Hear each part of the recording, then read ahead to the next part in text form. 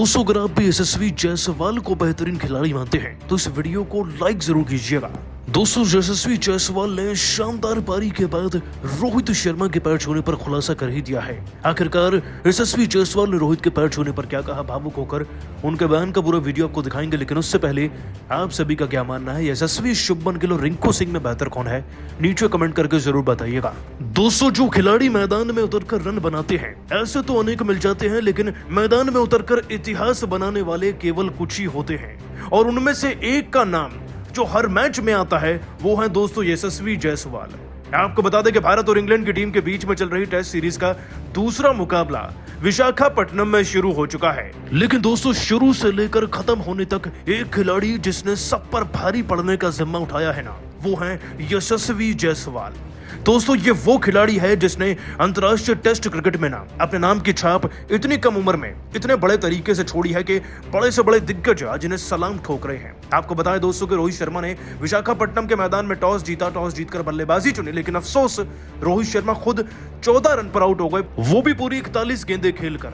लेकिन दोस्तों मजाल है कि यशस्वी के चेहरे पर एक भी शिकन आई थी, उल्टा ये तो चौके पर छक्के जड़ते चले गए और फिर तो ऐसी ताबड़तोड़ बल्लेबाजी कर डाली कि देखकर हर कोई आज इनका दीवाना हो गया। दोस्तों आपको बता दें कि यशस्वी जायसवाल के साथ थोड़ी देर तक मैदान में शुभमन गिल टिके जो 34 रन बनाकर गए और इस बीच लगभग 8 चौके जड़कर जायसवाल अपना 50 पूरा कर चुके थे। लेकिन किसे पता था कि आज जायसवाल की भूख केवल 50 से नहीं समाप्त होगी, शतक या उससे भी बढ़कर पारियां इन्हें खेलनी है और उन्होंने ऐसा किया भी।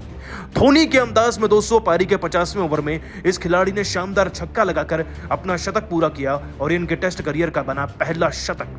इनफैक्ट दोस्तों यशस्वी जायसवाल आज मात्र 6-7 मैचेस के अंदर अपने 500 रन पूरे कर चुके हैं। WTC साइकिल के लिए ये पहले भारतीय बन गए जिसके पास 500 रन है भारत की तरफ से, है ना अपने आप में ही कमाल यशस्वी जायसवाल। लेकिन इनका तूफान केवल यही नहीं रुका दोस्तों, आगे चलकर जायसवाल ने 185 गेंदों में पूरे 125 रन की ताबड़तोड़ पारी खेली, 14 चौके और 3 छक्के जड़कर। और इतनी शानदार पारी खेलने के बाद भी ये दोहरे शतक की तरफ और हैं। लेकिन दोस्तों इस शानदार पारी का श्रेय पूरी तरीके से रोहित और धोनी को देते हुए इस खिलाड़ी ने अपना बड़ा बयान दिया है। आपको बताएं दोस्तों कि यशस्वी जायसवाल ने अपने बयान में कहा, मेरे पास शब्द नहीं है इस पारी को बयान करने के लिए। जाहिर सी बात है पहले टेस्ट मैच में हार देखने के बाद हर कोई खिलाड़ी पूरी तरीके से हताश था और हमने अपनी गलतियों पर वो परीक्षण किया जो शायद हमें पहले करना चाहिए था। इंग्लैंड की टीम के खिलाफ हमने जीती हुई बाजी को गवा दिया था और कोई भी चैन की नींद सो नहीं पाया था पिछले कुछ दिन से। सबके मन में केवल जीतने की आग थी और रोहित भाई का मेरे लिए समर्थन, प्रैक्टिस में उनके गुरु मंत्र मुझे इस बात की तरफ दिशा दे रहे थे कि टीम के लिए केवल बड़ी से बड़ी पारी खेलनी है। मैं टेस्ट मैच को टेस्ट मैच के लिहाज से खेलना अब सीख चुका हूँ और ये सीख मुझे रोहित और धोनी भाई जैसे खिलाड़ियों से ही तो मिली है। अगर ये शायद मेरी जिंदगी में ना होते तो इतनी बड़ी पारी कभी ना आ पाती। इनके द्वारा दी गई गाइडेंस और ट्रेनिंग के चलते ही मैं इतनी अच्छी व बड़ी पारी आज अपने देश के लिए खेल पाया हूँ। वाकई मैं अंदर से खुश हूँ क्योंकि देश की जर्सी पहनकर आपका एक ही कर्तव्य होता है और वो होता है देश को जिताना। उसमें कामयाब हो सका, इससे बड़ी बात मेरे लिए और क्या होगी। बस इस पारी का श्रेय इन दोनों दिग्गजों को देना चाहूँगा जो हर वक्त मुझे सिखाते रहते हैं। और दोस्तों इतनी शानदार पारी जड़ने के बाद ना यशस्वी जायसवाल ने सबसे पहला काम यही किया कि उन्होंने रोहित शर्मा के पैर छूकर उनसे आशीर्वाद तो लिया ही, साथ ही वो उन पर कुछ ऐसा भी कह गए ना कि सुनकर आप भी उन्हें सलाम कर जाएंगे। दोस्तों आपको बता दें कि लगभग 200 रन ठोकने के बाद और रोहित शर्मा के खास तौर पर पैर छूने पर यशस्वी जायसवाल ने अपने बयान में कहा, जब भी आप अपने देश की जर्सी पहनकर मैदान पर उतरते हैं तो आपका केवल एक ही कर्तव्य होता है देश के लिए बेहतर करना। अपने कप्तान और हमारी टीम के अनुभवी खिलाड़ियों से मैंने केवल यही सीखा है और आज जब मैदान पर उतरा तो फ्लैट पिच पर जैसे ही बल्ला सेट हुआ तो सबसे पहली प्रायोरिटी यही थी कि टीम के लिए ज़्यादा से ज़्यादा रन बनाने हैं और अच्छे तेज़ा तरीन शॉट्स भी लगाने हैं। और सच बताऊं तो प्रैक्टिस में रोहित भाई ने इस बात को पहले क्लियर कर दिया था कि हमें फ्री हैंड है, हमें अपने नेचुरल तरीके से बल्लेबाजी करनी है, ज़्यादा प्रेशर लेना नहीं। और इसीलिए मैं इंग्लैंड की टीम के सामने पूरी तरीके से अपने हाथ को खोलने में कामयाब हो सका। लेकिन इसमें एक बड़ा थैंक यू जाता है रोहित भाई को, क्योंकि अगर वो मुझे मौका ना देते, मुझ पर भरोसा ना जताते, साथ ही साथ मुझे वो गुरु मंत्र ना देते जिससे कि मैं इस ऐसी पिच पर बेहतर कर पाऊँ, तो शायद ये पारी कभी आती नहीं। और रोहित मेरे बड़े भाई जैसे हैं, इसीलिए मैंने उनके पैर छूकर सबसे पहले आशीर्वाद भी लिया और उनकी शुभकामनाएं भी। दोस्तों यशस्वी जायसवाल का ये बयान वाकई में दिल जीतने वाला है। लेकिन आप सभी का क्या मानना है? भाई यशस्वी जायसवाल और शुभमन गिल में ज्यादा डिजर्विंग कौन है? नीचे कमेंट कर जरूर बताइएगा। दोस्तों, जायसवाल और अय्यर ने अपनी खतरनाक बल्लेबाजी के दम पर आज इंग्लैंड की टीम को दिन में तारे दिखा कर रख दिए। विशाखापट्टनम की फ्लैट पिच पर कैसे दोस्तों इन दोनों खिलाड़ियों ने अपनी ताबड़तोड़ बल्लेबाजी के आगे झुका कर रख दिया इंग्लैंड को। आपको उनकी बैटिंग का पूरा वीडियो दिखाएंगे, लेकिन उससे पहले आप सभी का क्या मानना है? जायसवाल, अय्यर और रोहित में बेहतर कौन है? नीचे कमेंट कीजिएगा। दोस्तों, रोहित और गिल भले ही फ्लॉप हुए, लेकिन जायसवाल ने खतरनाक चौके व छक्के जड़कर बल्लेबाजी से न सिर्फ रिकॉर्ड बनाया बल्कि इंग्लैंड की टीम को मुंह तोड़ जवाब भी दे डाला है।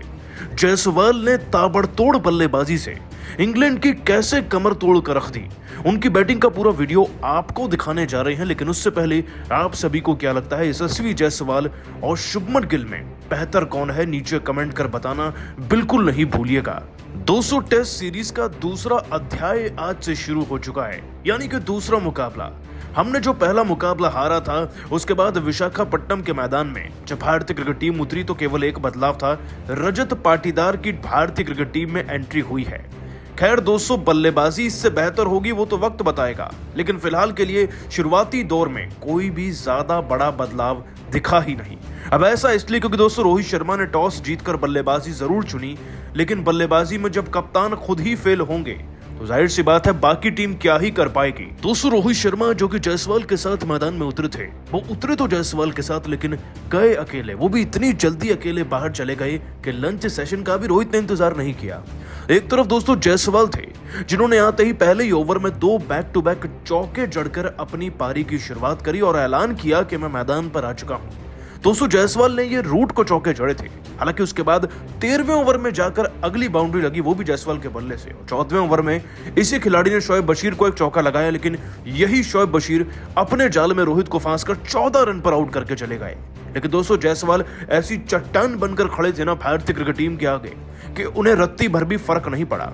टॉम हार्टले की गेंद पर वो फिर से चौका लगाते हैं और उन्हें देखकर गिल भी कुछ चौके जड़ने का प्रयास जरूर करते हैं और कामयाब भी होते हैं। वो 3-4 चौके लगाते हैं, लेकिन आज भी एक बड़ी पारी नहीं खेल पाते और अनुभवी गेंदबाज जेम्स एंडरसन का शिकार बनते हैं। दोस्तों, कहने को तो गिल 34 रन आज बनाकर गए, लेकिन 34 रन टेस्ट के लिहाजे से कुछ भी नहीं जितने मौके उन्हें मिले हैं। जिमी एंडरसन की गेंद पर दोस्तों ये खिलाड़ी बेन फॉक्स के हाथों कैच आउट होता है, लेकिन इसका उल्टा प्रभाव ये पड़ता है कि दोस्तों यशस्वी जायसवाल और ज्यादा उग्र हो जाते हैं। अब शोएब बशीर को तो वो बख्शते ही नहीं, छक्का जड़कर न जाने कौन से जन्म का वो बदला लेते हैं और साथ ही साथ इसी ओवर में वो एक और चौका जड़ते हैं और चौके के साथ अपना 50 पूरा करते हैं। दोस्तों, जायसवाल का ये अतरंगी मिजाज देखकर इंग्लैंड की टीम हिल जाती है और प्रेशर नाम का शब्द भारतीय क्रिकेट टीम पर मंडराता तक नहीं है। 2 विकेट गिरने के बावजूद दोस्तों भारतीय क्रिकेट टीम 100 से ऊपर पहुंच गई पहले ही सेशन में, जिसमें यशस्वी जायसवाल के 92 गेंदों में 6 चौके 1 छक्के के साथ पूरे 51 रन मौजूद थे। और दोस्तों इसी अर्धशतक के साथ ना मात्र 6 टेस्ट मैचेस में इस दिग्गज बल्लेबाज के 462 रन भी पूरे हो गए हैं। इनका हाईएस्ट 171 तो है ही, साथ ही साथ दोस्तों इनकी हाफ सेंचुरीज का काउंट भी 3 तक पहुंच गया है।